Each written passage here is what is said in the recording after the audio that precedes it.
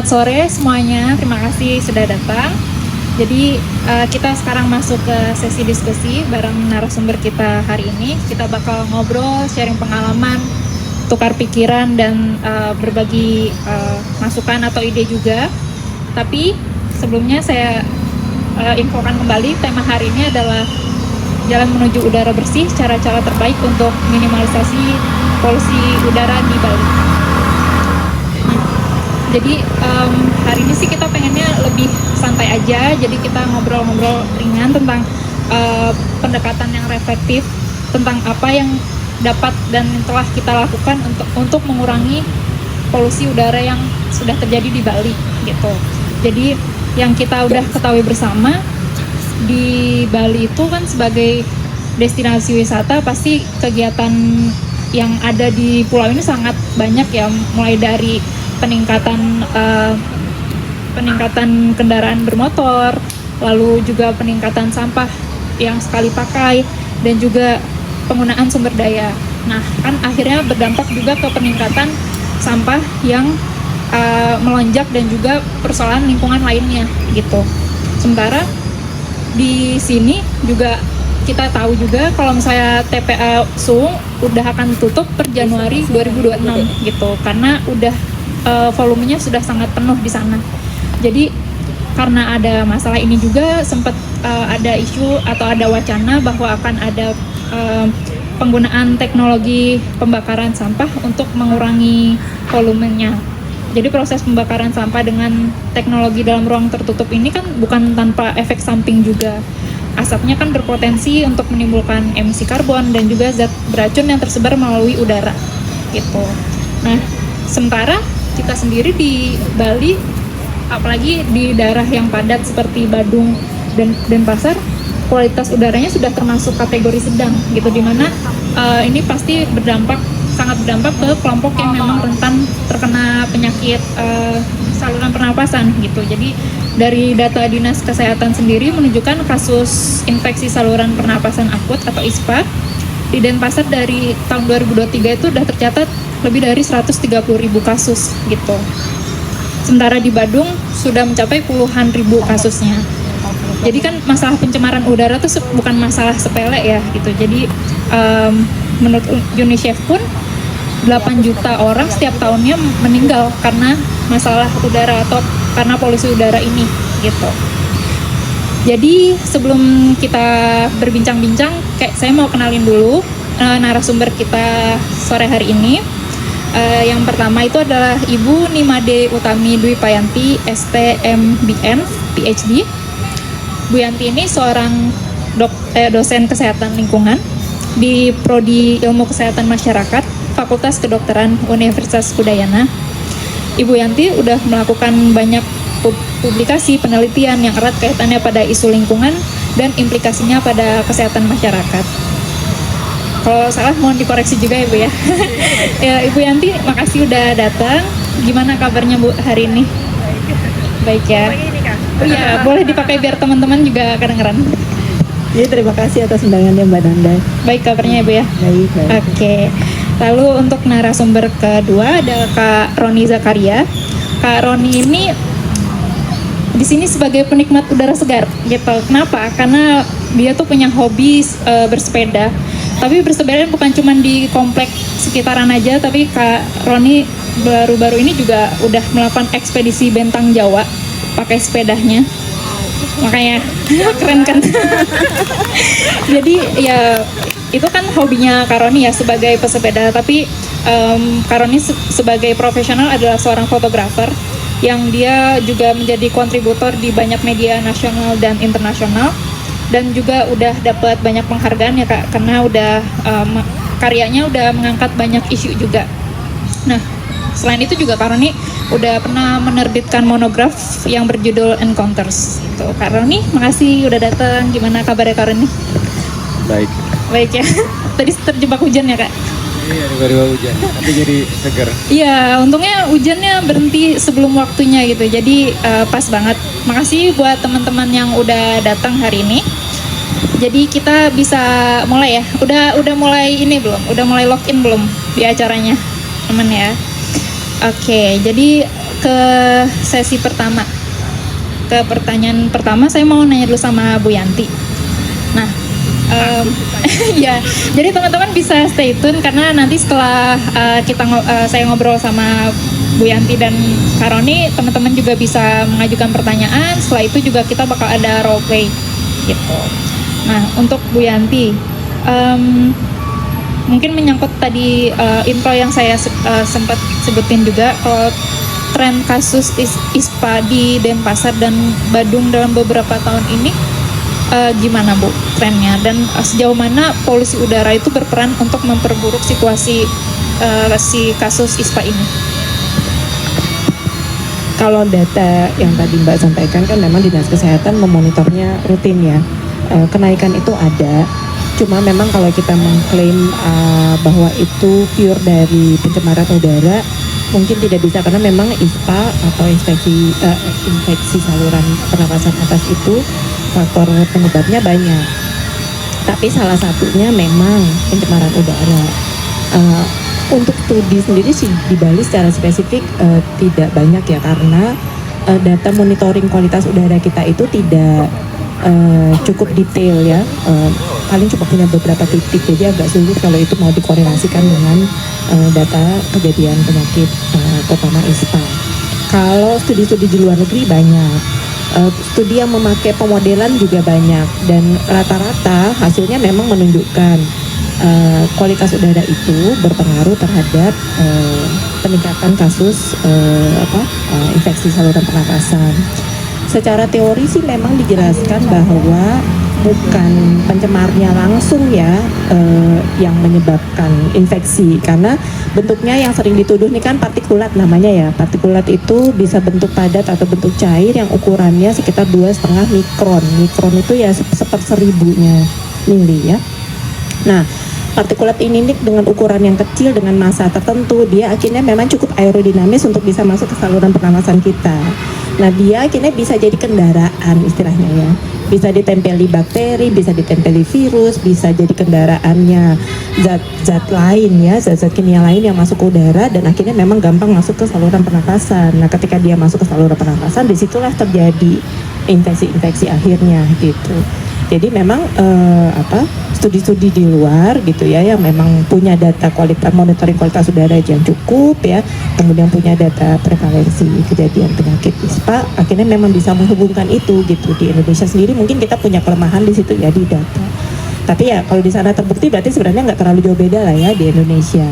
Nah ya kita bisa katakan ya memang punya peran ya pencemaran udara terhadap ISPA, tapi bukan satu-satunya faktor. Oke, terima kasih Bu Yanti. Oke, jadi soal yang tadi ya, soal si kasus tadi ISPA itu bukan satu-satunya faktor si polusi udara ke kasus tren ISPA, tapi juga ada faktor-faktor lainnya gitu ya Bu ya. Oke, kita bisa beralih dulu ke Kak Roni. Kalau menurut Kak Roni, sejauh mana Kak Roni merasa aman dengan kualitas udara di Bali dibandingkan dengan tempat-tempat lain ketika mendengar teknologi pembakaran dan pemanasan sampah dalam ruang tertutup menjadi pilihan banyak pengambil kebijakan untuk mengatasi masalah sampah residu di Bali? Kalau untuk masalah sampah residu insinerator saya nggak terlalu paham ya. Saya bukan keahlian Ya, saya sebagai ya, karena kan sebagai ini juga kan. Cuma kalau untuk kualitas udara perbandingan gitu, saya kan tinggal di Jakarta juga. Memang Bali memang masih lebih baik ya daripada Jakarta. Jumlah kendaraan motor juga, jumlah penduduk juga lebih banyak. Cuma memang saya bolak-balik Bali itu udah lama. Makin lama makin kotor sih. Sekarang saya habis bersepeda gitu. Sepeda saya kan nggak cuman untuk olahraga pagi, tapi saya juga commute pakai sepeda. Itu sekarang saya batuk-batuk habis itu. Jadi secara pengguna jalan pesepeda aja cukup concern juga. Tapi untuk misalkan perbandingan apa yang atau kayak apa, itu bukan kalian saya, jadi saya nggak bisa menanggapi itu. Berarti kerasa ya kalau misalnya dari tahun-tahun sebelumnya Kak Roni misalnya bersepeda jarak jauh itu aman-aman aja, tapi untuk beberapa tahun belakangan karena memang kualitas udaranya mungkin udah mulai menurun, jadi ngefek ke kesehatan Iya, apa ke ya pernapasannya Kak Roni juga. Misalkan nih ya saya habis bersepeda 2 jam contohnya. Dulu saya gituin itu pakai tisu, ya adalah kotor karena hitam. Karena hitam. Iya, sama asapnya nempel semua di muka ya. Oke, berarti kalau Kak Roni ya berarti kan bersepeda bukan cuman istilahnya bukan cuman olahraga pagi atau misalnya weekend gitu, tapi hampir keseharian juga pakai sepeda. Oke, kita mulai ini ya teman-teman, kita lanjut lagi ke Ibu Yanti. Kalau dari Ibu Yanti sendiri, kira-kira Bu, menurut Ibu apa resiko kesehatan yang mungkin timbul dari paparan emisi teknologi pembakaran dan pemanasan dalam ruang tertutup nih? Karena kan tadi mungkin dari Kak Roni belum ada penjelasan, jadi dari Ibu juga boleh memberikan penjelasan dari risiko kesehatan jika pemerintah memang memutuskan penggunaannya untuk memusnahkan sampah residu dengan proses pembakaran itu dibandingkan dengan risiko tumpukan sampah yang terbuka. Oke, kita ngomong dampak kesehatan. Iya. Kalau membandingkannya antara insinerator sama menumpuk sampah terbuka, dua-duanya sebenarnya punya resiko ya. Saya nggak bisa bilang satunya lebih bagus daripada yang satunya gitu. Tapi kalau kita bicara tentang dampak pembakaran gitu ya, kendaraan bermotor kita membakar bahan bakar sampah juga membakar. Jadi sesuatu yang membakar itu pasti menghancurkan bahan bakarnya menjadi gas ya, menjadi gas dan partikel-partikel kecil yang lepas ke udara. Nah, proses pembakaran ini memang macam-macam ya. Ada yang memang kondisinya dibuat terbakar sempurna karena memang dia kecukupan oksigennya bagus gitu ya.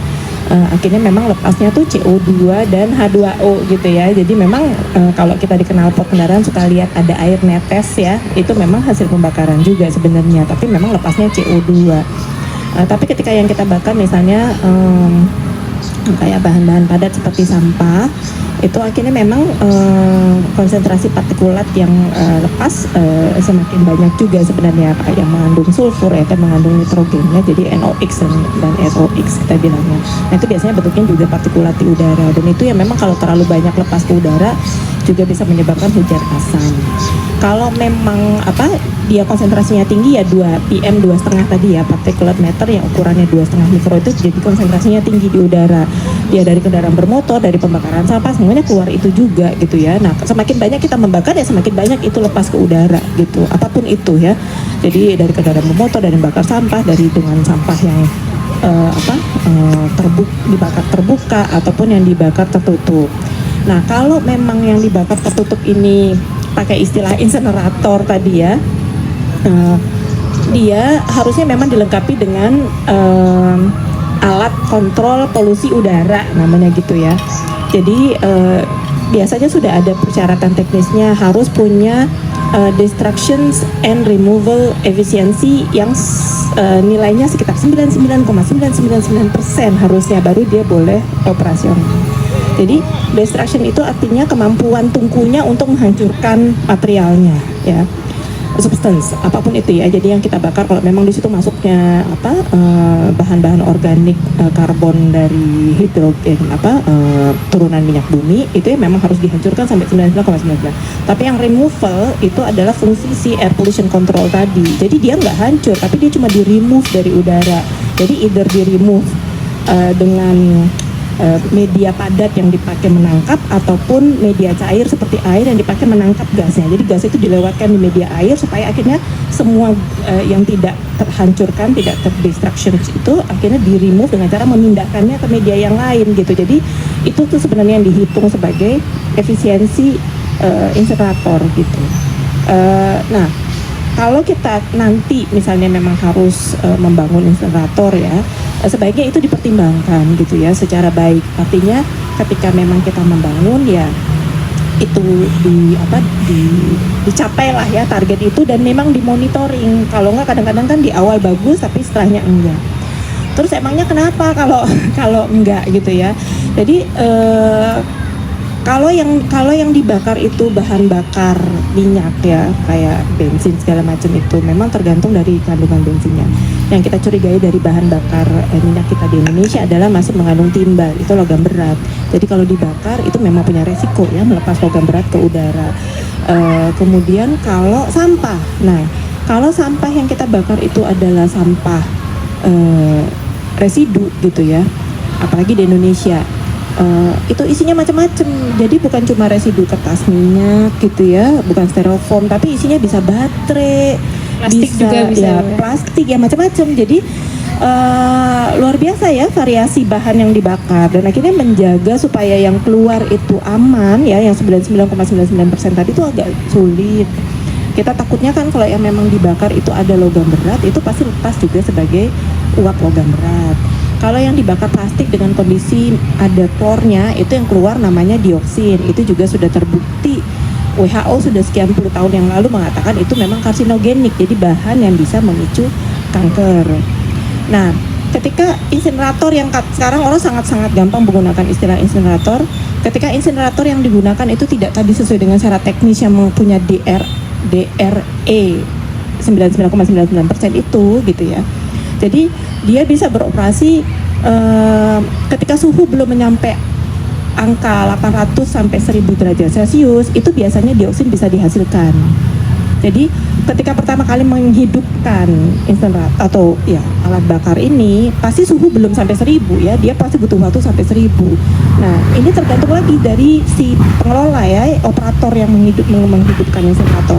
Kalau sebelum mencapai angka 1000 dia udah masukkan sampah, berarti sampah itu dibakar dalam kondisi suhu belum 1000. Atau ketika misalnya udah selesai nih 1 hari, jam 5 sore mau pulang gitu ya, kan matiin alatnya, turun lagi suhunya. Nah, ketika sampah masih ada di dalam sana dengan suhu di bawah 1000, dihasilkan lagi yang namanya dioksin.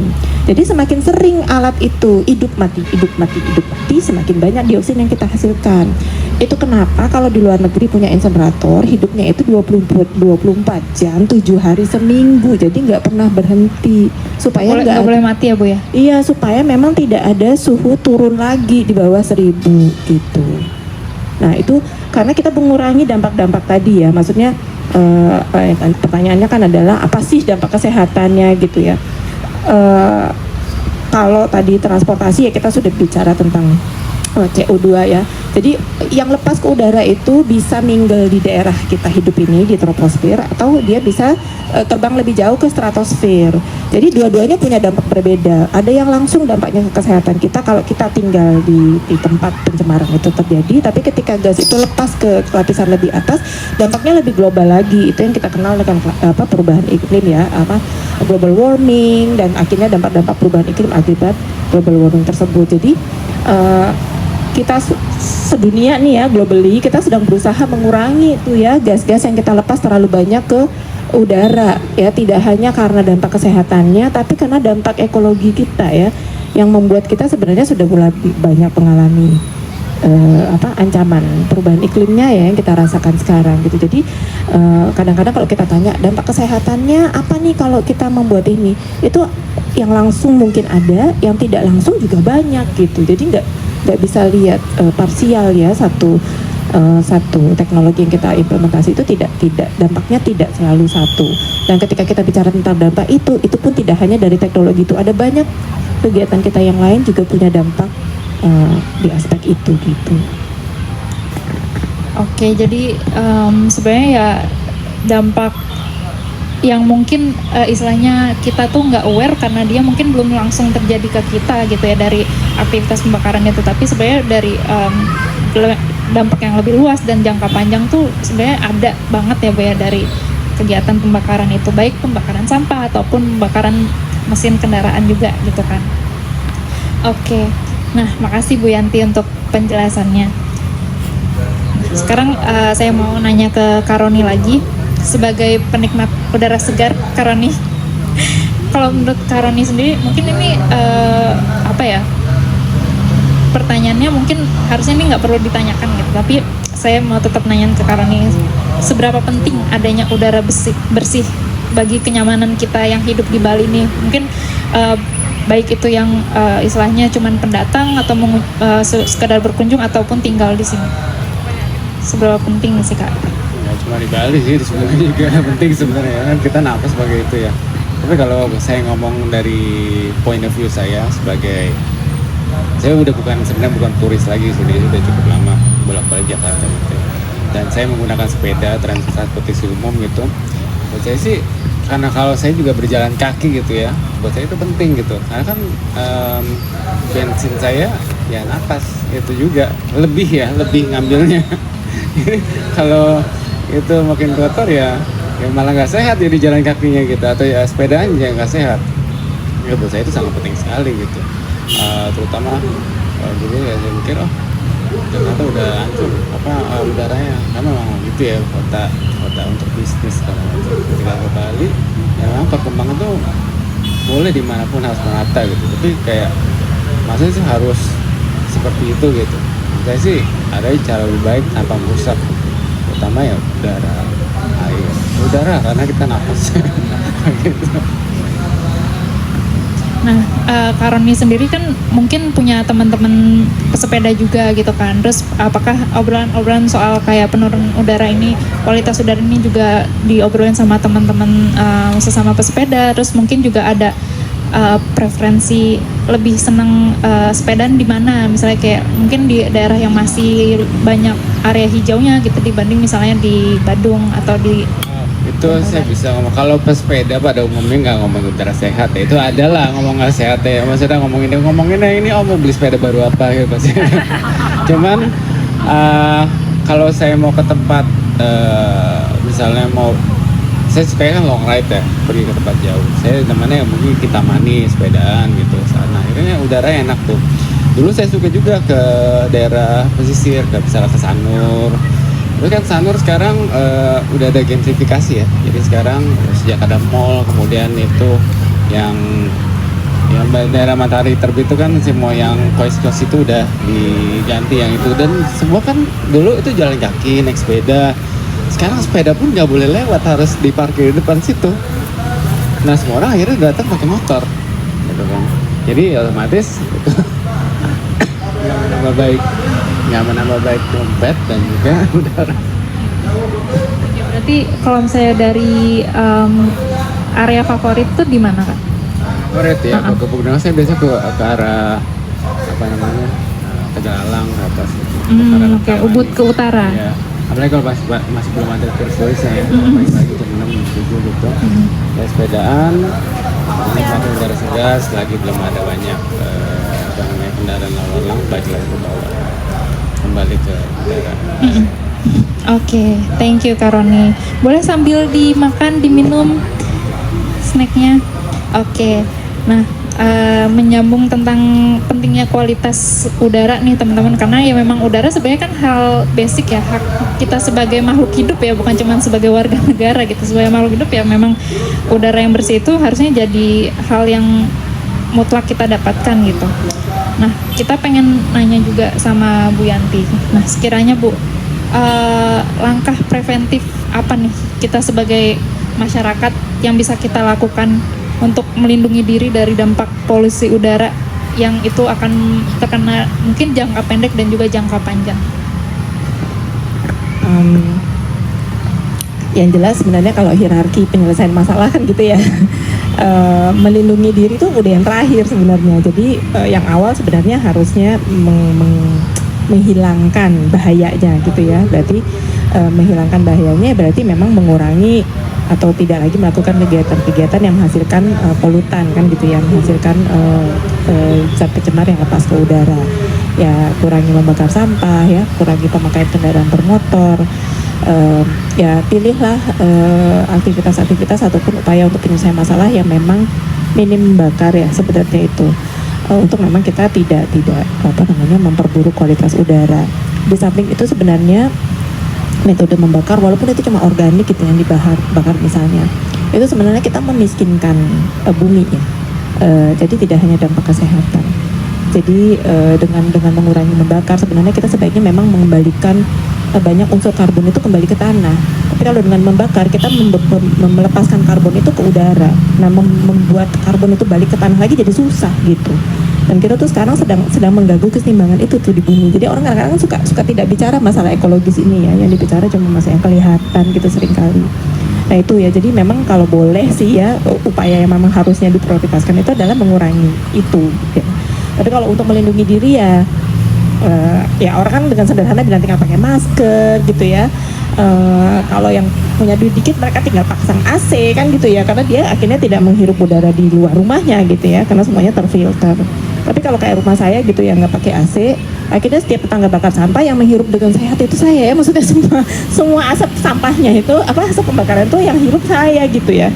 Dan yang lebih berisiko lagi ya adalah anak-anak dan ibu hamil ya, karena memang mereka kecepatan rate bernafasnya lebih tinggi daripada orang dewasa biasa, dan itu yang membuat mereka lebih rentan. Jadi kalau memang di masyarakat kita masih ada lah pasti ya anak-anak, ibu hamil, awareness di masyarakat harusnya ditingkatkan bahwa kalau memang kita ingin anak-anak lahir sehat, ibu hamil kita juga melahirkan bayi-bayi yang sehat ya, kualitas udara bisa dikurangi dengan cara ya tidak membakar sampah lagi gitu ya, salah satunya. Kalau mengurangi kendaraan bermotor ini agak kompleks ya, susah sekali sepertinya. Kita di sini juga susah kendaraan umum soalnya kan Bu, transportasi umum. Iya. Yang ketiga yang perlu dilakukan adalah memang memonitoring kualitas udara. Dari situ kita tahu apakah kita membaik atau memburuk ya, setidaknya kita aware kondisi kita saat ini. Tapi ya itu juga susah-susah gampang sih ya, memonitor secara rutin itu butuh biaya, butuh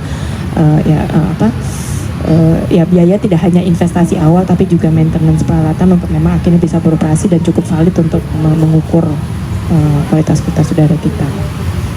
Berarti yang dimaksud memonitor kualitas udara itu dilakukannya oleh pemerintah kah atau gimana Bu? Ya sebenarnya pemerintah sih yang punya ini ya, tapi pemerintah memang kan punya beberapa stasiun tapi memang tidak terlalu banyak. Kemudian pun itu tidak rutin untuk continue setiap jam atau setiap ini ya di semua titik. Kalau di rumah tangga memang banyak sih alat-alat portable untuk mengukur PM 2,5 ya.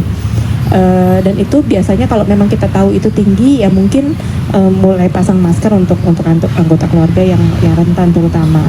Dan biasanya itu tinggi ya kalau memang ada yang bakar sampah, ada yang merokok, itu jelas pasti naik tuh angkanya pasti. Ada kok banyak alat portable pengukuran kualitas udara.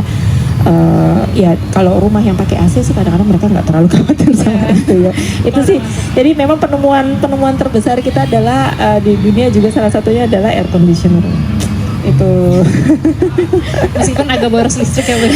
Enggak, maksudnya itu merubah lifestyle, merubah semuanya ya. Jadi kita akhirnya tidak peduli lagi sama di luar karena kita bisa protect lingkungan yang kecil ini dengan kualitas udara lebih baik. Tapi akhirnya tidak memperbaiki situasi juga gitu.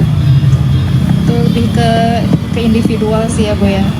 Oke, terima kasih Bu Yanti. Jadi itu ya teman-teman, kita seenggaknya ada kegiatan yang bisa kita lakukan dengan mengurangi kegiatan pembakaran apapun itu, sebagai termasuk membakar sampah, juga mungkin mengurangi rokok juga, dan ya mengurangi penggunaan kendaraan bermotor ya kalau bisa gitu. Terus juga kita melakukan monitoring secara mandiri juga kalau misalnya dari lingkungan atau pemerintah kita belum bisa provide gitu. Oke, kita lanjut ke Karoni. Mungkin nih pertanyaan terakhir juga ya Kak. Kalau bicara tentang hak atas udara bersih, menurut Karoni sebenarnya kewajiban siapa memastikan dan memungkinkan adanya udara bersih? Kayak posisi kita sebagai warga itu di mana, dan gimana kita bisa terlibat dalam upaya menjaga udara bersih? Yang mungkin menurut ya pendapat Karoni. Kalau mau jawab jujur jadi curhat nanti. Nggak apa-apa. Ini Kalau jadi tempat negara ini ya mau nuntut ya kalau bilang sih harusnya ya tanggung jawab yang pajakin kita ya. Ya harusnya begitu kan, kita ini servisnya itu adalah memastikan kehidupan kita baik. Cuman kalau dari sepanjang hidup saya 40 tahun ya memang kita nggak bisa mengandalkan pihak itu gitu ya, kita harus sendiri gitu. Tadi contoh misalkan Bu Yanti bilang kita harus monitor, di Jakarta tuh saya selalu monitor, dan stasiunnya kan ada banyak kalau di Jakarta gitu. Jadi saya selalu cari yang dekat rumah saya, PM25 nya berapa nih. Kalau udah mulai udah 80 100 kayaknya nggak sepedaan deh gitu. Tapi saya selama ini di Bali saya nggak pernah monitor itu. Pertama memang saya nggak terlalu khawatir gitu. Tapi udah 2 kali saya bolak-balik Bali nih, wah saya merasa ini saya makin tebal gitu, kayak makin kotor gitu. Jadi pas saya mau lihat juga stasiunnya kan nggak sebanyak Jakarta kan. Jadi ketika saya mau bilang, oh saya mau ke daerah Gajah Mada, sedangkan stasiunnya kan bukan di situ gitu. Jadi memang sedikit susah kalau di sini saya mau monitor itu ya. Kalau tanggung jawab saat ini yang realistis adalah kita, kalau saya bisa bilang ya harus itu gitu sih, realistis aja, itu harus dari diri sendiri gitu ya. Kalau saya daripada kita keluar terus kemudian mau sehat, mau lari gitu ya, mau olahraga, mau sepedaan, mau jalan kaki, ternyata batuk-batuk beli obat mahal. Jadi memang harus dari sendiri sih. Di negara ini kita cuma bisa mengandalkan diri sendiri dan teman-teman yang saling peduli. Kalau dari saya itu. Oke, makasih Kak Rani. Pertanyaannya juga bisa dijawab sama Bu Yanti. Sama Bu, pertanyaannya, jadi ya kewajiban siapa sebenarnya yang bisa memastikan udara bersih ini, dan posisi kita tuh di mana untuk bisa terlibat dalam upaya menjaga udara bersih? Kalau menurut saya sih semua punya peran. Kalau tuduh-tuduhan memang nggak selesai masalahnya jadinya gitu loh. Jadi kalau balik ke peran kita tadi kan ya kurangi kegiatan yang memang membakar sebenarnya ya. Jadi mau membakar sampah maupun membakar fuel bahan bakar di kendaraan bermotor ya kita kurangi. Cuma kan agak susahnya kalau kita berusaha ngurangi itu tanpa didukung gitu ya. Jadi memang itu jadi kalau tuduh-tuduhan nggak selesai gitu.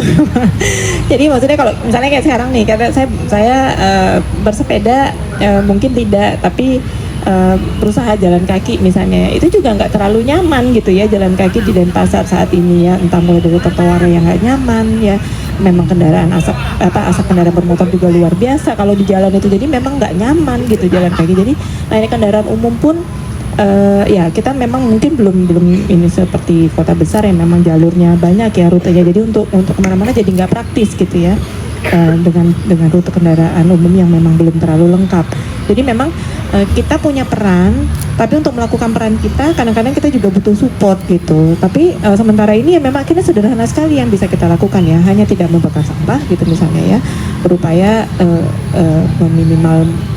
mengurangi sebisa mungkin gitu untuk sampah yang kita bawa ke tempat pembuangan akhir ya, sehingga memang di sana kadang-kadang kan ya terjadi kebakaran ataupun nanti pemerintah mau bikin pembangkit listrik tenaga sampah itu. Jadi perannya ada di kita tuh. Ya kalau saya hitung diri saya mungkin memang cuma 2 kg misalnya sehari yang saya kurangi, tapi kalau kali sekian juta orang mau melakukan hal yang sama, itu dampaknya luar biasa ya, karena kalau kemarin gembar-gembornya kan mengurangi sampah organik nih yang dibawa ke TPA. Bali itu 60-70% memang organik. Jadi kalau memang itu tidak dibawa bisa dikelola sendiri, itu sampah yang diangkut memang dikit banget sebenarnya ke TPA gitu. Jadi ya mengajak semua orang melakukan itu sulit ya, tapi kita butuh peran itu. Jadi masyarakat kan seringkali ya kita paling gampang nuding kan memang ya, daripada balikin telunjuk ke kita gitu. Jadi sering itu kesalahannya pasti di pihak yang lain, bukan di pihak kita, seringnya gitu. Jadi kalau tadi ditanya perannya, kita semua punya peran gitu. Kalau kita bagi peran bisa selesai masalahnya, tapi kalau nuding aja ya nggak selesai gitu. Jadi kalau kita misalnya menuduh pemerintah kita nggak becus ngurus sampah, ya itu sebenarnya bagian dari peran kita juga yang nggak support pemerintah. Kalau memang mereka membandingkannya sama pemerintah Singapura atau negara maju yang lain, itu kalau menurut saya satu, yang jelas pemerintah kita nggak bisa dibandingkan sama mereka, kondisinya berbeda banget ya, finansial, politik, segala macam. Kedua, yang mereka lihat di real atau apapun itu tuh hanya gambar sebagian ya. Jadi insenerator yang memang dibangun oleh negara-negara maju itu bukan berarti mereka tidak melakukan recycling loh ya. Jadi mereka juga sedang bikin target untuk menaikkan angka recycling. Jadi kayak Singapura itu targetnya mau 60% yang mau dia recycling. Jadi Singapura bukan mengandalkan inseneratornya 100% juga loh untuk menyelesaikan masalah sampah. Mereka sedang memperbaiki diri. Apakah itu yang mau kita tiru kan gitu sekarang pertanyaannya. Maksudnya kita kadang-kadang lihat sampahnya tuh, lihat problemnya tuh separuh-separuh gitu. Akhirnya ketika menanyakan tadi peran siapa gitu ya, kita belum sepakat sistemnya mau kita bangun, kita mau ke arah mana tuh, pembagian perannya gimana tuh belum, masih tuduh-tuduhan. yang satu yang ini harus sekian persen, yang satu kamu aja semuanya gitu. Jadi nggak mau bagi tugas gitu. Padahal kita harus bagi tugas sebenarnya. Oke, makasih Bu Yanti. Jadi sebenarnya core-nya adalah mengurangi sampah, produksi sampah ya teman-teman, baik itu sampah organik ataupun anorganik gitu. Karena dengan kita bisa mengelola sampah ya istilahnya potensi untuk pembakaran itu juga semakin sedikit gitu. Oke, makasih jawabannya Bu Yanti dan Kak Roni. Nah, semoga penjelasan dan penyampaian dari kedua narasumber kita jadi motivasi ya buat kita semua yang ada di sini sebagai masyarakat, dan kita juga bisa berkontribusi dalam menekan potensi pencemaran udara. Nah, ini juga ya balik lagi kayak kata Bu Yanti, kita nggak bisa gerak sendiri gitu. Kita perlu didukung juga sama semua pihak gitu, baik itu pemerintah dan juga pemangku kebijakan lainnya. Nah, sekarang sebelum kita ke acara yang selanjutnya, mau buka sesi diskusi dengan teman-teman yang udah hadir di sini. Mungkin ada yang punya pertanyaan atau mau menyampaikan keluhan juga, kita bisa nanggapin. Oke, silakan. Boleh disebutkan namanya dan mungkin dari mana juga. Baik, terima kasih atas waktunya untuk diberi waktu untuk bertanya. Nama saya Komang Bagus Krisna Yana Putra, asal Ketewel, dan organisasi saya FDT Bali atau Transport for Bali. Jadi begini, ketika di desa saya di Ketewel, di Lembeng, kan ada itu tuh disuruh pembagian sampah organik, anorganik, lalu ada lagi satu tuh residu. Tapi yang membingungkan di situ adalah untuk sampah kemasan snack itu ditaruhnya di mana? Kalau orang desa di situ mengatakan di residu, tapi karena dia bahannya mungkin plastik ya, di anorganik. Sebenarnya yang benar itu di mana? Mengapa ada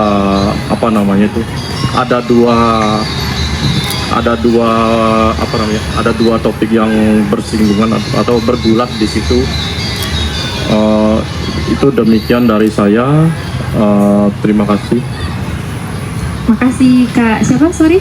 Krisna. Oh, Kak Krisna. Jadi ada beda pendapat gitu ya untuk pemilahan sampahnya itu, terutama sampah plastik bekas cemilan gitu, dia masuknya ke sampah plastik atau sampah residu gitu ya? Oke, mungkin sambil menunggu yang lain mau tanya bisa dijawab dulu mungkin sama Bu Yanti ya. Terima kasih pertanyaan. Memang itu sering masih jadi diskusi juga. Kalau sampah kemasan sachet itu bisa didaur ulang nggak sih gitu ya? Sebenarnya enggak ya, karena sementara ini kalau bank sampah menerima sampah multi layer itu cuma hanya beberapa pengepul yang bisa terima, dan itu memang sementara ini dikirimnya masih ke pabrik semen ya. Jadi memang untuk co-firing di kilnnya semen. Untuk mungkin beberapa, kalau kayak saya lihat beberapa kegiatan ibu-ibu rumah tangga yang memang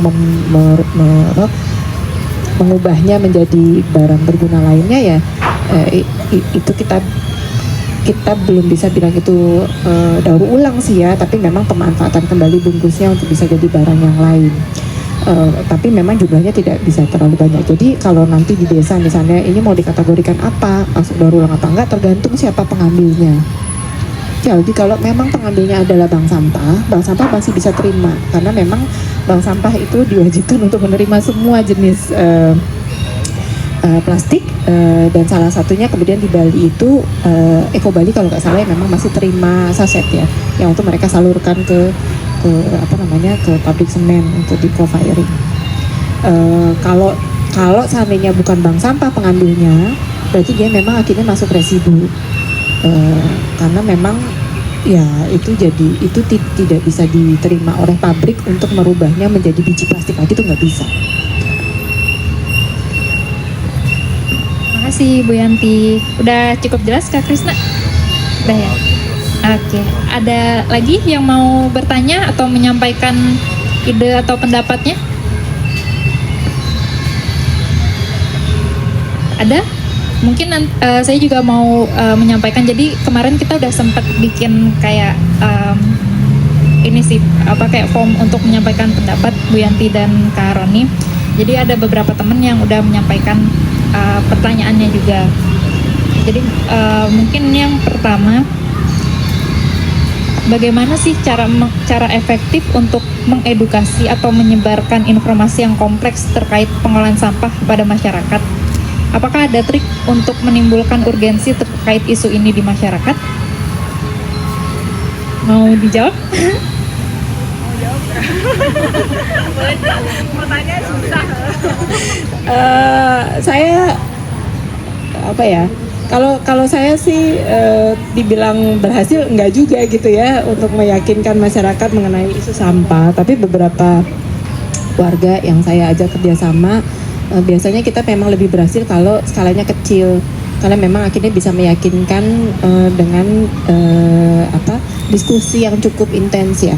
Jadi nggak cuma satu lembar poster yang berharap orang langsung ngerti semua masalahnya, itu agak susah memang. Nah, kalau di masyarakat, terutama di ibu rumah tangga yang kita ajak kumpul atau di pedesaan gitu, kita memang berusaha menggunakan bahasa yang sederhana, menggunakan pertanyaan-pertanyaan yang lebih relevan sama kehidupannya untuk memang melihat problemnya dari hulu sampai hilir pelan-pelan gitu. Dia nggak bisa buru-buru juga. Satu pertemuan kadang-kadang nggak cukup. Nih mahasiswa saya ada satu di sini sempat saya suruh juga berusaha meyakinkan ibu-ibu untuk mau memilah sampah, nggak gampang ya. Tapi memang kita butuh sesuatu yang konsisten. Jadi misalnya ya di desa aja misalnya atau di kota Denpasar gitu. Kalau memang dari organisasi Ibu PKK bicara tentang sampah, kemudian dari yang mana bicara tentang hal yang sama, kemudian pemerintah bicara hal yang sama, ya kita kompak gitu ya dengan pesannya. Jadi nggak simpang siur. Kalau sekarang kalau saya lihat kan ada yang belok ke kanan, ada yang belok ke kiri. Jadi masyarakat sendiri ini mesti yang gimana nih? Udah, saya ngurus diri saya sendiri aja gitu akhirnya ya. Dilarang pemerintah tapi nggak jelas instruksinya di tempat tinggalnya harus gimana dan kenapa. Jadi nggak clear gitu di masyarakatnya. Jadi saya nggak bilang kalau pemerintah tidak melakukan apa-apa, itu tidak, tapi ada yang harus disinkronisasi nih sama-sama gitu ya. Ada teman-teman Plastic Detox, ada teman-teman organisasi yang lain, ada pemerintah. Kita belum mengeluarkan suara yang sama atau pendapat yang sama untuk membuat akhirnya masyarakat mau on board sama kita dengan jalan itu. Jalan kita masih terlalu banyak gitu ya, pilihan jalannya masih terlalu banyak, dan masyarakat itu memang seringkali punya tendensi untuk memilih yang nyaman buat dirinya. Jadi kalau udah disuruh berubah biasanya udah mulai reluctant ya, atau defense ya, ngapain gitu ya, buat apa, benefitnya buat saya apa gitu ya. Jadi selalu begitu. Nah, kalau saya di kesehatan masyarakat itu seringkali, terutama di kesehatan lingkungan ya, isu lingkungan itu kan bukan isu individu ya, dia isunya isu publik. Jadi kalau satu orang bandel nggak mau nurut, dia bisa ngerugiin banyak orang sebenarnya gitu.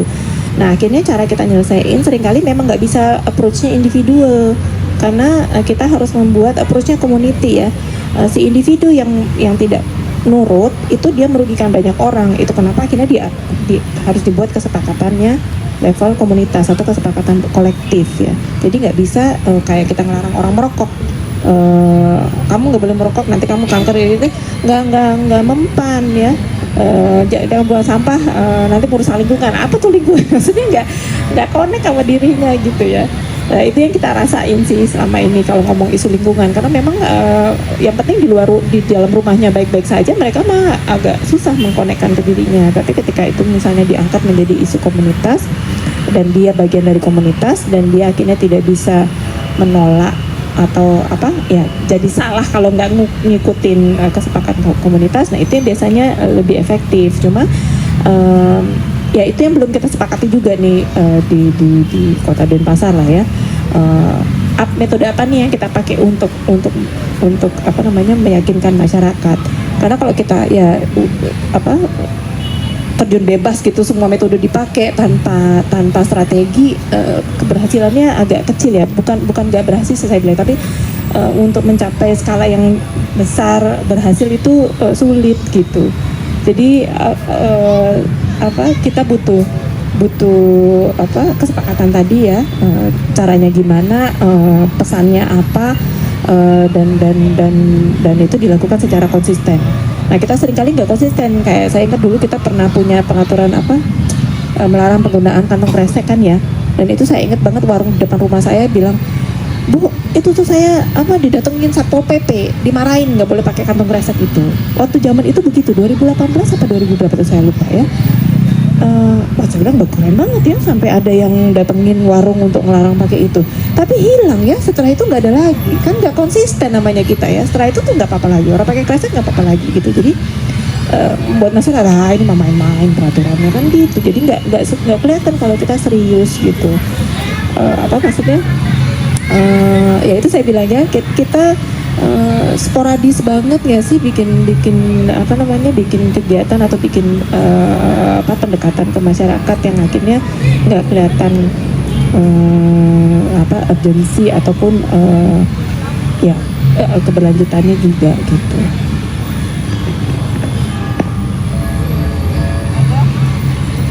Oke, silahkan. Oke, teman-teman semua, saya Ana dari Plastic Detox. Ini pertanyaannya juga sebenarnya bisa refleksi kita. Kali ini balik lagi ke Roni highlight, karena di luar topik ini Roni juga sering berbicara di forum-forum lain tentang hal yang menjadi keahliannya, dalam hal ini fotografi. Nah, karena ini pertanyaannya sebenarnya universal, bagaimana kita bisa menjelaskan secara sederhana sesuatu yang rumit untuk membuat orang lebih paham dan lebih terajak untuk menggunakan metode yang lebih praktis atau cara yang bisa dipakai bareng-bareng dengan komunitasnya. Sebenarnya kan ini keahliannya pada menyederhanakan sesuatu yang sulit. Bisa kita tanyakan, karena saya pikir masing-masing yang hadir di sini ini punya kepedulian yang juga mau mengajak masing-masing di komunitasnya. Jadi bisa dimulai dari Roni dulu, karena saya yakin Roni juga pasti punya metode sampai bisa kemana-mana. Kan juga cukup sering atau ngomongin sepeda. Dan juga nanti kalau ada teman-teman lain di sini yang hadir yang juga mau membagikan pengalamannya, itu bisa banget. Karena jangan lupa, semua orang itu guru, alam raya sekolahku. Kalau ngajarin orang untuk memilah plastik, memilah sampah gitu ya, metodenya sih saya nggak tahu ya. Cuma saya melihat beberapa teman saya itu dia bisa melakukan itu di lingkungan rumahnya dan di lingkungan kerjanya, karena dia ngerepot duluan. Jadi orang lain mengikuti karena udah ada wadahnya gitu. Sebenarnya yang ribet itu kan adalah pertama wadahnya dulu beli kan. Terus kemudian dia tinggal bilang, enggak di situ dong gitu. Jadi waktu saya datang kan, saya nggak biasa kan di rumah saya kan, di rumah ibu saya. Oh, buang aja, nggak ada ini lah. Jangan di situ gitu. Ya udahlah, karena itu lama-lama jadi terbiasa gitu kan. Dia taruh itu di rumahnya dan juga di tempat kerja ya, kantornya. Jadi kebiasaan itu misalnya di karyawannya ya. Karyawannya kan mungkin sehari berarti 8 jam ya. Itu waktu cukup lama, tiap hari gitu. Jadi mungkin jadi terbiasa ya. Mungkin ada yang melakukan itu juga gitu. Karena kok nggak ini ya, nggak serak ya, kok gue nggak melakukan itu di rumah gitu pada akhirnya. Karena bukan dasarnya, bukan karena kepedulian, karena kok nggak biasa gitu. Mungkin bisa jadi itu yang dilakukan teman saya, menyebarnya. Jadi dia repotnya adalah dia dulu yang repot, yang menyediakan tempatnya. Kalau saya di tempat saya di Jakarta, saya kan di apartemen ya, jadi udah ada tempat. Jadi saya tinggal buang aja ke wadah-wadah itu yang di plastik. Nah, kalau ibu saya rada susah, lawan mama rada susah. Karena walaupun saya mau menyediakan wadahnya, itu kan rumah dia ya. Jadi memang walaupun kita ngasih tahu juga, itu memang harus well informed sih. Harus dari orang yang well informed, Dan orang yang well informed itu harusnya memulai duluan yang repot, lebih sedikit repot menurut saya.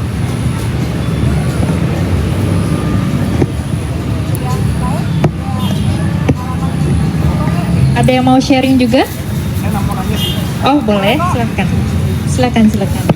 Selamat sore, thank you semuanya. Nama saya Idan. Saya lahir dan besar di Denpasar dari Koalisi Pejalan Kaki Bali. Ini event kedua saya yang saya ikuti dari Plastic Detox. Beberapa bulan yang lalu sempat ikut festival Plastic Detox juga di Rahayu Suci. Thank you atas kesempatannya. Saya mau nanya ke Bu Yanti nih. Jadi sebenarnya mengenai peran tadi ya, kita sebagai masyarakat awam kan sebenarnya punya fungsi untuk memonitor dan juga mengevaluasi dan mengassess gitu ya semua kebijakan publik yang dilakukan dan diimplementasi pemerintah, apalagi itu memastikan bahwa itu sesuai dengan koridornya, sesuai dengan jalurnya gitu. Tapi untuk melakukan fungsi itu kita harus membekali diri kita dengan informasi khusus atau spesifik tentang insenerator dan polusi tadi. Kita harus tahu prosesnya gimana, dampaknya seperti apa, seharusnya proses itu terjadi seperti apa, best practices-nya juga di luar negeri gitu seperti apa. Jadi saya pikir ini informasi yang sangat valuable banget dari Bu Yanti. Salah satunya mengenai DRI tadi itu gitu. Jadi saya note banget mengenai destruction and removal efficiency. Jadinya saya bisa melihat nanti ya plannya pemerintah itu seperti apa dan apakah memang sesuai dengan apa yang seharusnya dilakukan gitu terkait insenerator ini. Nah, selain DRI tadi, apakah ada hal-hal teknis lain yang bisa kita jadikan notebook untuk bisa kita melihat nanti mengevaluasi dan mengakses program ini dijalankan oleh pemerintah? Misalnya apakah ada aspek geografis, misalnya jarak Bu, gitu. Apakah kita bisa menjadikan itu sebagai salah satu faktor evaluasi untuk kita melihat insenerator ini? Misalnya, oh harusnya jaraknya segini dari pemukiman warga, ataukah ada hal-hal lain yang bisa kita lakukan untuk membekali diri kita, equipping aja sih, selain dari DRI tadi.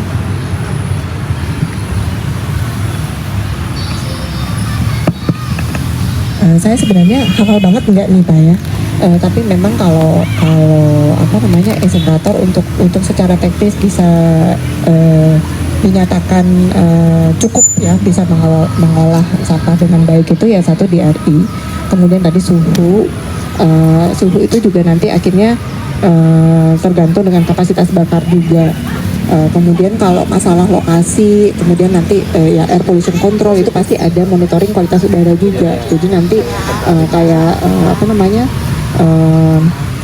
berapa sih emisi dari stek atau dari cerobong pembakaran itu yang keluar dan apakah itu memenuhi baku mutu dari pemerintah. Jadi itu tinggal sebenarnya ada banyak ininya untuk apa parameternya, tidak hanya cuma satu jenis gas, ada beberapa gas dan partikulat yang memang diukur di monitoring itu. Kemudian kalau masalah lokasi apakah boleh berjarak dengan pemukiman, itu biasanya ada ketentuan-ketentuannya juga. Tapi yang jadi masalah sekarang sebenarnya Bali itu adalah TPA-nya sendiri sudah berada di daerah pesisir yang which is di mana-mana tuh nggak boleh sebenarnya gitu ya. Kita udah menyalahi aturan dari awal sih sebenarnya. Jadi itu benar-benar sesuatu yang tidak boleh. Jadi ada sih Pak sebenarnya persyaratan ini, saya sendiri nggak hafal semuanya, yang saya tahu lebih ke teknis insenerasinya, tapi kalau secara wilayah itu sebenarnya pasti ada ya untuk mengurangi misalnya resiko-resiko dampak ke masyarakat sekitar.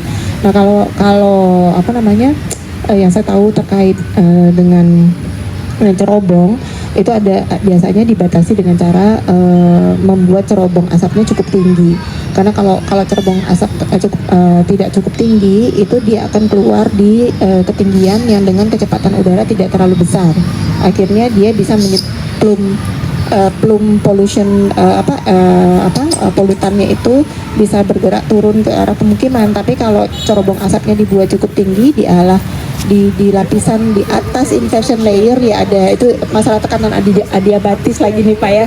Jadi kalau dia berada di atas lapisan itu dia memang akhirnya bisa bergerak ke atas polutannya. Tapi kalau dia berada di ketinggian itu, dia cenderung stuck di inversion layer, dan akhirnya memang terakumulasi di lapisan kita bernafas. Itu teman-teman di bagian teknis pasti bisa mempertimbangkan ketinggian stek itu untuk memang mengurangi resiko akumulasi. Itu yang terjadi di kota-kota seperti Jakarta. Ketika memang kendaraan bermotor sangat banyak, kita bisa lihat kalau kita naik ke lantai sekian belas ya, bangunan itu ada satu lapisan yang warnanya abu-abu kayak karpet gitu ya, karena memang polutan itu nggak bisa lepas ke atas untuk ketemu dengan yang kecepatan anginnya lebih tinggi dan bisa mendilusi polutan itu gitu. Jadi itu yang juga kita pertimbangkan ketinggian stek. Jadi ada banyak hal-hal teknis untuk memang mengurangi akumulasi pencemar udaranya di daerah sekitar lokasi tempat pembakaran itu. Dan mungkin ada hal-hal yang lainnya mungkin saya miss ya, jadi saya mungkin tidak terlalu hafal, tapi memang ini teknis sekali sih Pak. Tapi ya masyarakat mungkin bisa membantu pemerintah untuk memang melihat aspek-aspek yang mungkin pemerintah luput gitu ya, tapi sebenarnya kita harus bisa melihat masalahnya cukup komprehensif, karena tidak cuma satu atau dua aspek seperti kita katakan tadi, ada banyak aspek yang mesti dipertimbangkan. Jadi tidak hanya tadi misalnya kesehatan, tidak hanya masalah polutan, tidak hanya masalah lokasi ya, ada banyak sebenarnya yang harus kita pertimbangkan sehingga memang itu dibangun dengan manfaat yang kita harapkan ya, maksudnya sesuai gitu.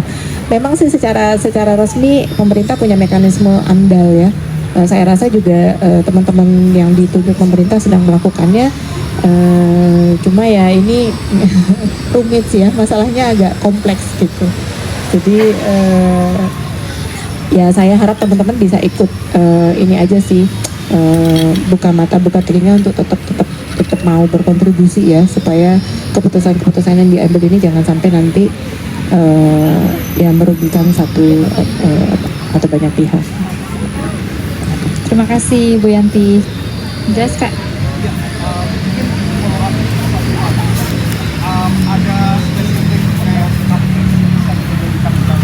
benchmark atau success stories. Tadi Ibu mention soal Singapura. Negara yang punya insinerator sebenarnya banyak Pak. Jepang punya, Singapura punya, di Eropa juga banyak yang punya. Cuma memang kondisinya berbeda gitu ya. Kalau kayak Jepang sendiri misalnya sebagai satu negara itu nggak seragam juga semua kotanya.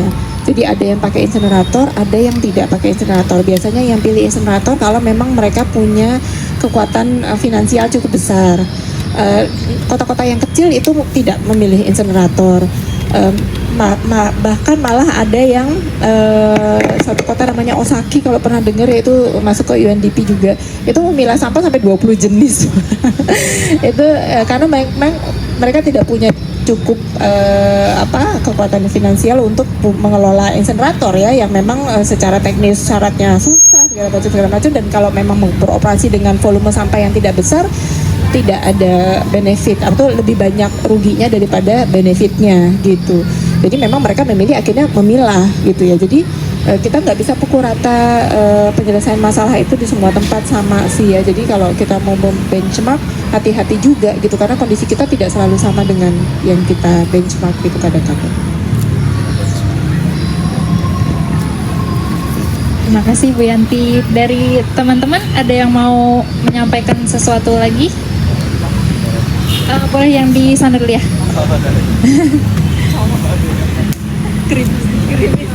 Oke, baik, terima kasih. Perkenalkan, nama saya Riko dari Hubungan Internasional. Saya di awal tahun dipercaya sebagai panitia di kegiatan lingkungan. Di sana kami melakukan tanam mangrove, kemudian kami juga melakukan bersih-bersih pantai. Waktu itu kami ingin berjalin kerjasama dengan TPA di sana. Di waktu itu di Tanjung Benoa ya. Kita ingin kerjasama di sana, di TPA yang ada di sana. Kemudian TPA-nya tuh memiliki peraturan di mana mereka tidak akan menerima sampah B3. Dan menurut saya itu merupakan PR yang berat karena kita bersih-bersih di pantai dan kita tidak bisa pilih sampah apa yang ada di sana. Jadi karena keterbatasan tersebut, kita mengambil keputusan untuk tidak mengambil sampah B3. Jadi daripada menyusahkan dan akhirnya ditolak semuanya karena mereka kayak mewanti-wanti. Jadi misal ada sampah B3, sampah-sampah kita tuh bisa aja gak diterima semuanya. Jadi mungkin saya mau bertanya, kira-kira untuk B3 gimana cara ngurusnya supaya ketika tahun depan kegiatan ini dilaksanakan lagi, kami sudah tahu apa yang harus kami lakukan dengan sampah-sampah tersebut. Terima kasih. Oke, emang nggak gampang ya dengan B3. Kemarin kita terakhir juga sempat survei B3 yang dihasilkan rumah tangga di Kota Denpasar itu lumayan ya jumlah per tahunnya kalau kita prediksi. Dan kita juga sempat diskusi sama Dinas Lingkungan Hidup. Sebenarnya Dinas Lingkungan Hidup waktu zaman-zaman Covid kemarin kan sering webinar tuh ya.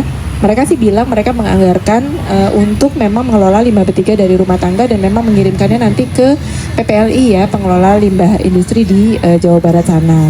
Cuma memang saya belum sempat sih merunut lagi ke DLH di mana saja tuh posisi tempat sampah B3 yang memang boleh digunakan oleh masyarakat Kota Denpasar ya. Maksudnya rumah tangga kan menghasilkan baterai, menghasilkan bohlam, kemudian kadang-kadang kontainer-kontainer desinfektan atau sisa-sisa obat-obatan. Waktu itu mereka bilangnya mereka meletakkan kotak sampah B3 itu di kantor-kantor instansi pemerintah Kota Denpasar dan di puskesmas di Kota Denpasar. Jadi sebenarnya bisa dibawa ke sana. Cuma saya nggak pernah ngecek beneran ada, beneran berfungsi nggak tuh program gitu ya. Saya belum pernah ngecek. Tapi ini kata mereka. Nah kalau teman-teman misalnya bersih-bersih pantai ketemu B3, misalnya apa baterai gitu ya. Jadi memang kalau saya sarankan, jadi memang dipisah dengan sampah yang umum ya. Maksudnya yang plastik atau yang botol ya. Dan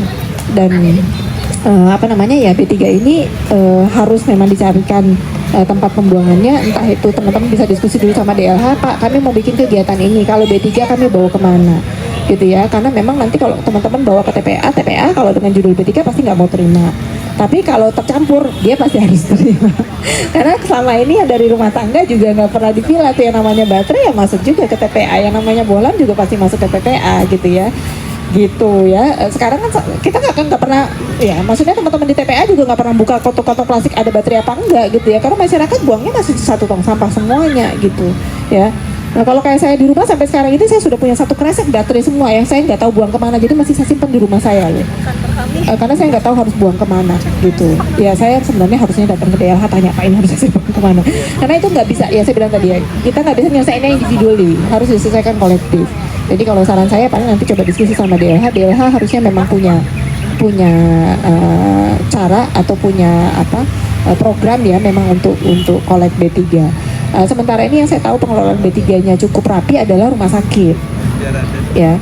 Tapi ya kalau Anda mau kerja sama rumah sakit, saya nggak tahu apakah rumah sakit mau gitu ya, karena kan mereka juga beroperasi juga sangat berat untuk mengelola limbah B3. Kalau kayak Sanglah itu bisa bayar sampai 1-3 M untuk mengelola limbah medis ya, yang memang harus dikirim ke tempat pengelolaan limbah medis, dan itu pun limbah medis, bukan limbah B3 selain medis ya. Jadi limbah B3 selain medis itu maksudnya ke tempat pengelolaan limbah industri biasanya, beda lagi gitu. Jadi itu salah satu gap ya yang sampai saat ini belum banyak disosialisasikan oleh teman-teman kita di Dinas Lingkungan Hidup untuk masyarakat. Padahal masyarakat menghasilkan jumlah limbah B3 cukup signifikan jumlahnya kalau menurut saya. Waktu itu kita mencapai angka kalau nggak salah sekitar 400 kilo per tahun B3 di rumah tangga yang dihasilkan seluruh kecamatan Denpasar Barat aja. Jadi itu selama ini lari kemana? Kalau nggak ke lingkungan ya ke TPA gitu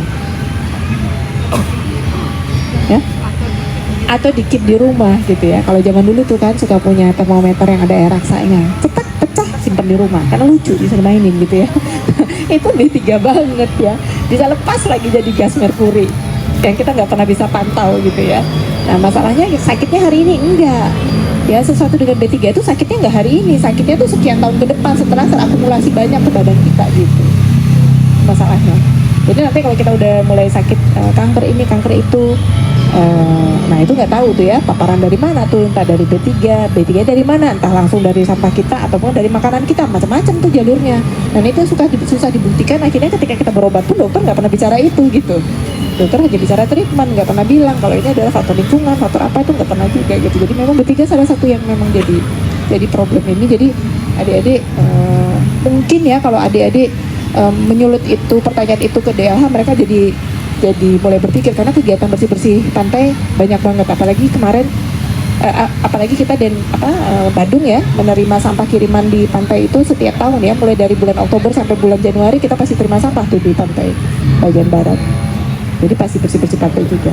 Jadi bantu ya kita untuk menyuarakan hal-hal seperti ini yang memang miss dari perhatian pemerintah misalnya ya, untuk memang raise awareness, jadi programnya jadi ada gitu.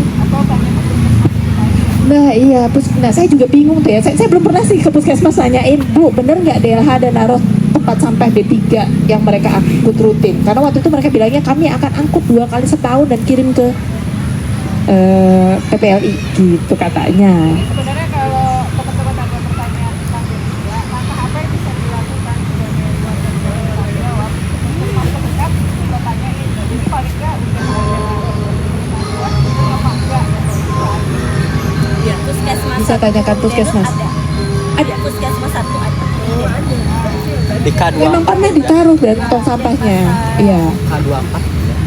Puskesmas Setahu saya kemarin itu yang ya di acara kita itu adalah Dinas Lingkungan Hidup Kota Denpasar yang bilang mereka punya program untuk Kota Denpasar. Jadi saya cukup happy dengan jawabannya waktu itu. Oh bagus dong kalau pemerintah udah cukup aware gitu ya. Jadi masyarakat nggak buang sembarangan lagi karena itu resiko yang kita nggak pantau selama ini gitu.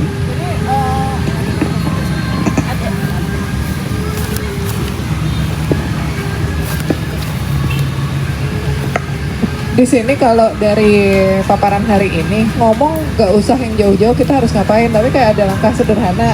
B3 itu ngecek yang namanya puskesmas kan di dekat tempat kita ada masing-masing, paling nggak itu ditanyakan dan bisa disebarkan. Jadi yang disebarkan tuh jangan kabar buruk melulu di medsos, tapi info-info yang kepake kayak gini juga bisa disebarkan. Karena ya DLH udah ngomong gitu, tapi seringkali satu puskesmas dengan yang lain itu kan beda-beda. Ini contoh yang agak nggak nyambung tapi juga bisa nyambung. Salah satunya program screening kesehatan yang di puskesmas disarankan orang screening, tapi waktu saya ke sana ditanyain mau screening keluhannya apa, dibilang nggak ada keluhan sih, tapi kan disarankan screening. Jadi harus menerangkan ke petugas puskesmasnya kenapa harus screening. Ini kan beda-beda gitu loh, padahal yang mendorong saya untuk screening itu waktu saya berkunjung ke puskesmas lain. Nah artinya kan beda-beda. Tapi kalau pengetahuan ini ya nggak susah-susah banget juga, nanya ke puskesmas bisa disebar. DLH-nya juga jadi punya data yang diperlukan di mana aja. Jadi kalau kita ngomongin tentang tanggung jawab sama hak kita, ini simultan. Itu jangan cuma minta-minta aja, tapi jangan pelit informasi juga.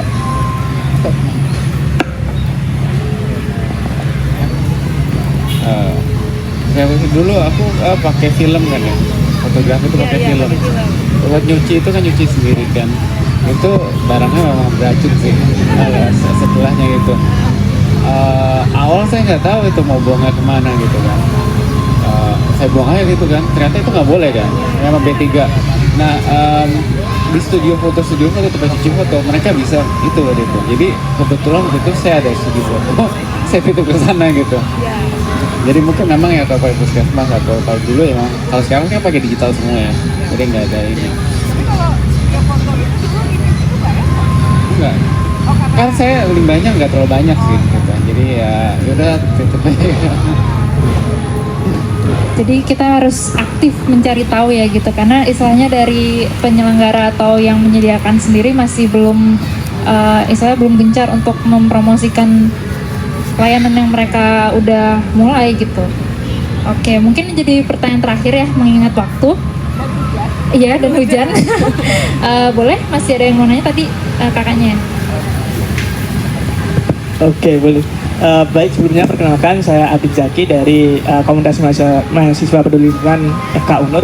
Nah mungkin menyambung ke pertanyaannya Kak Idan tadi ya terkait insinerator juga, karena mungkin ada tugas saya juga yang main ke insinerator dan kemarin sempat juga turun ke TPS, salah satu TPS di Badung gitu.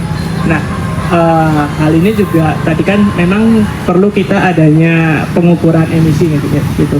Cuman yang jadi kekhawatiran saya itu karena pengukurannya tuh menurut saya bias gitu. Kenapa bias? Karena yang menggunakan insinerator saat pengukuran itu memang dari pihak yang punya insinerator gitu. Jadi hasil dari itu tuh beda dengan hasil yang pekerja TPS-nya yang ngasih gitu. Karena memang saat itu tuh memang suhunya dijaga gitu saat untuk di atas 1000 lah gitu. Cuman kalau di pekerja biasa tuh nggak sampai kayak gitu gitu loh.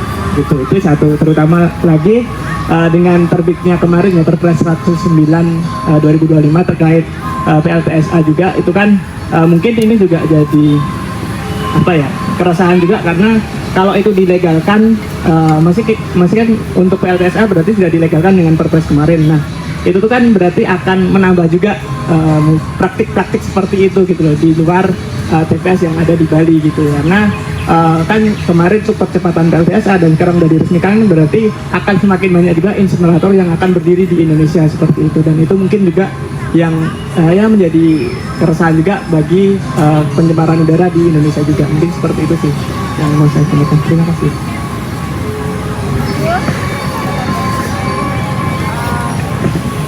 Oke, tentang monitoring kualitas atau emisi ya gas buang. Kalau aturan pemerintah sih sebenarnya memang pemeriksaan internal itu ada, pemeriksaan eksternal itu ada, tapi biasanya internal akan lebih sering, eksternal akan beberapa periode sekali gitu biasanya. Jadi memang ada pemeriksaan dari kementerian biasanya. Kalau dulu saya di ITB, teman-teman di ITB yang sering dapat order untuk periksa kualitas gas buang waktu itu ya. Jadi memang ada pihak internal. Memang internal kalau memang punya dia alat, dia periksa cukup sering, tapi nanti dia harus punya beberapa kali yang diperiksa oleh eksternal. Kedua, terkait insinerator, peraturan itu kalau nggak salah kan menyebutnya pembangkit listrik tenaga sampah ya. Itu tidak pernah skala kecil. Jadi harapan kita itu tidak pernah dibangun di skala kabupaten ke bawah.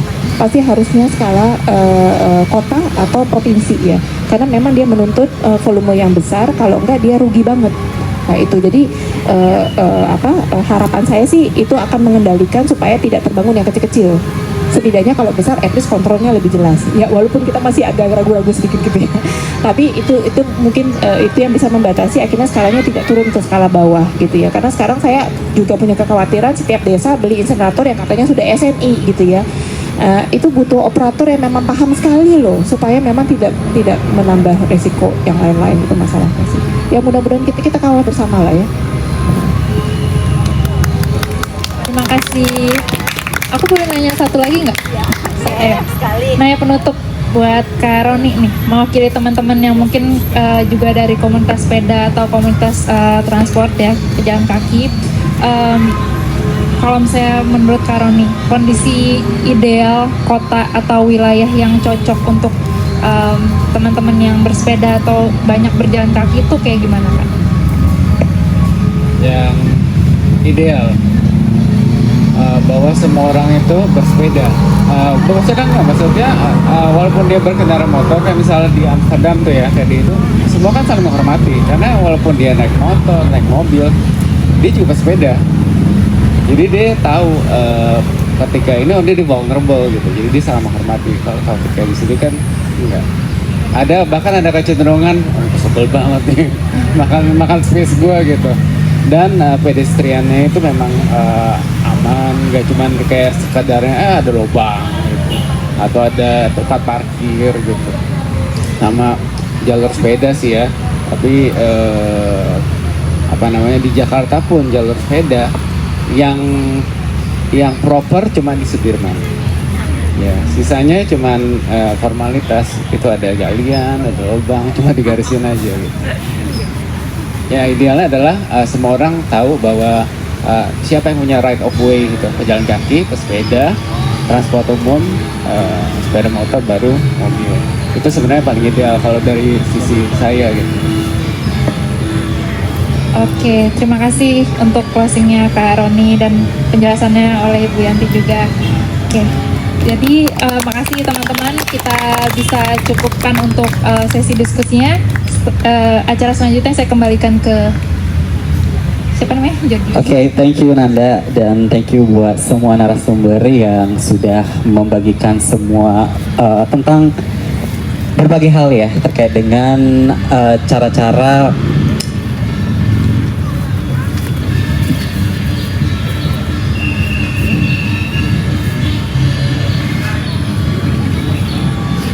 Oke, maaf. Oke, tentang cara-cara terbaik ya meminimalisasi pencemaran udara di Bali tentunya. Oke, thank you so much.